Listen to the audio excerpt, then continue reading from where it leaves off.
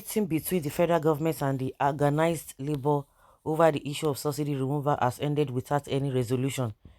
The meeting, called on the instance of the federal government at the Presidential Villa Abuja, was to find a solution to the brewing crisis over effects of subsidy removal and the hike in petroleum pump price.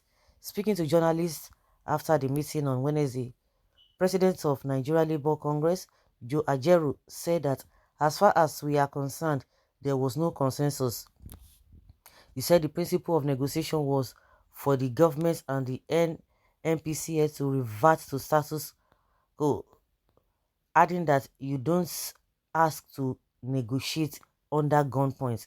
On the demands of the organized labor, Ajero said we should go back to status quo, negotiate, think of the alternatives and all the effects and how many of the effects this action will have on the people if it is an action that must take off. He said that the subsidy provision has been made up to the end of June and rhetorically asked, why is it now? Last administration made it up to the end of June. Why can't we respect the sanity or sanctity of even that law that provided the expenditure up to June? On the claim by the federal government that there is no money to continue with the subsidy, Ajero, flanked by the president of the Trade Union Congress, TUC, Festus Usifu, said, what is the purpose of governance?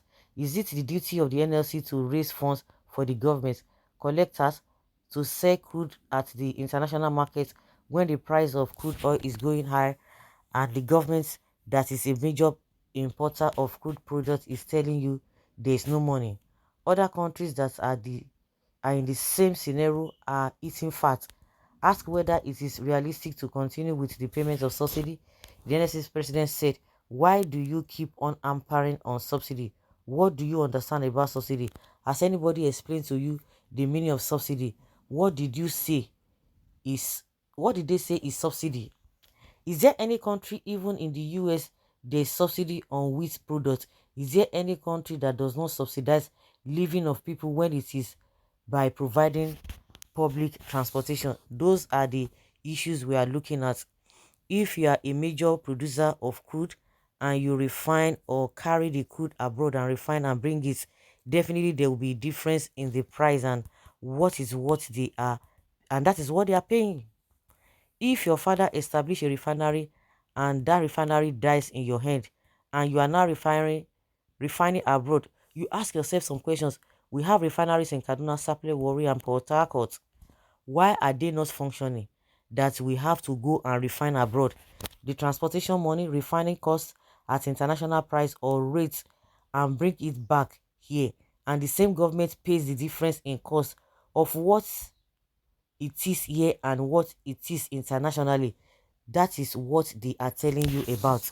He wondered why the government should claim that it has deregulated the products and at the same time is fixing prices at the products. Ajero said in 2011 Labour met with governments and agreed on some principles including the repair of the refineries to start operation latest by December last year, but nothing was done. The person who spoke on the side of the federal government, Dele Alake, said, we have been deliberating on finding very amicable solutions to the issue at hand, to the queue and all of that, and increase the pump price. We had a very robust engagement. We cross-fertilized ideas flew from all sides, and there's one thing that is remarkable even from the labor side, and that is Nigeria. We are looking at the peace, progress, and stability of Nigeria. That is what is paramount. Of course, the NNPCA CEO is here, Mr. Keyari. We cannot go into details now because the talks are still ongoing. We cannot finish everything at one setting. So we have adjourned now. We are continuing the talks at a later date very shortly. But the point is that the talks are ongoing and it's always better for all sides to keep talking with a view or to arriving a very amicable resolution that will be in the longer term interest for all Nigerians. That is as much as we can say now. You see now, Shey Alake, which position Alake hold? They say be spokesperson for Tinubu. So wait till be in position for them, but that is by the wayside. You see, these are the same nonsense, rubbish. This is the same system. Everybody just go and do the same thing. They will organize a meeting. They will bring a 4-man panel, 10-man panel, 2-man panel. At the end of the day, Lori nothing will happen. They will go back. Say that they happy now. Say now we they in charge. They will eat fat. Some sets don't do their own. They don't come out. This issue of NNPC, we go hear the pansa later. Immediately they just made it a private stuff. They don't do their own. They go they chop. You see this naira that we are printing, or this our passports and whatever we are printing. Some people made that decision. They are not printing it here in Nigeria, and they have already, from what feelings that we are getting, or the feelers we are getting, they have mortgage Nigerian in that aspect, that even if you say you're not going to be printing in that abroad, that they are printing all these our international passports, we are going to pay heavily. So the best is just to continue. And some people are still eating fat from time immemorial.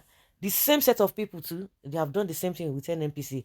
You see now, refinery, why they couldn't get refinery, the same party for 80 years, which they blame other party for.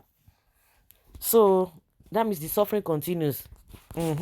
So why now, if they said Tinubu made a mistake or it was not in a decent, what of a NNPC statement by that bringing new prices? It's just unfortunate. Look at the rule for them.